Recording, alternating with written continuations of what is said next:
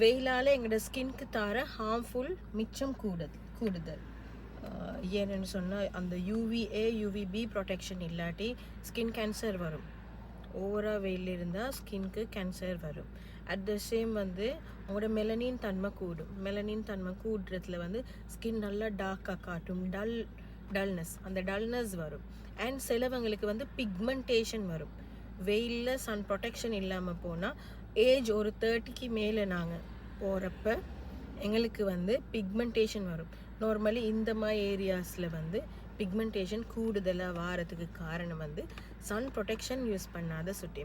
மற்ற சிலவங்களோட ஸ்கின் தொங்குறது, ஃப்ரிங்கிள்ஸ் வாரது, வயசுக்கு மேலே அவங்களோட ஒரு வயசான ஒரு ஸ்கின் ஒன்று வாரத்துக்கும் காரணம் நீங்கள் சன் ப்ரொடெக்ஷன் யூஸ் பண்ணாத சுட்டி தான்.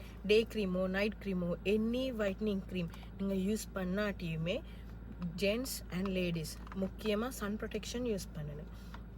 மிச்சம் பேர் சன் ப்ரொடெக்ஷன் யூஸ் பண்ணுறதுக்கு விருப்பப்பட மாட்டாங்க. விருப்பப்படாததுக்கு காரணம் நார்மலி பாய்ஸாக இருந்தாலும் ஒரு க்ரீம் லேயர் ஸ்கின்ல ஈக்கிறது மிச்சம் பேர் லைக் பண்ணுறது இல்லை.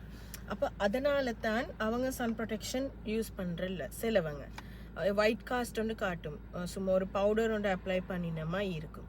பட் யாரால இந்த SPF சன் ப்ரொடெக்ஷன் ஜெல் இன்க்ரீடியண்ட்டில் வர சன் ப்ரொடெக்ஷன்.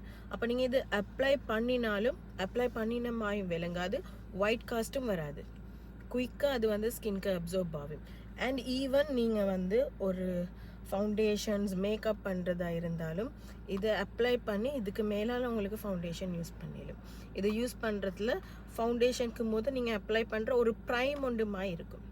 அந்த நீங்கள் யூஸ் பண்ணுற மேக்கப்பில் என்ன ஹார்ம் இருந்தாலும் இந்த சன் ப்ரொடெக்ஷனால் அது ஸ்கின்க்கு வாரது, அந்த ஹார்ம் ஸ்கின்க்கு வாரது குறைக்கும்.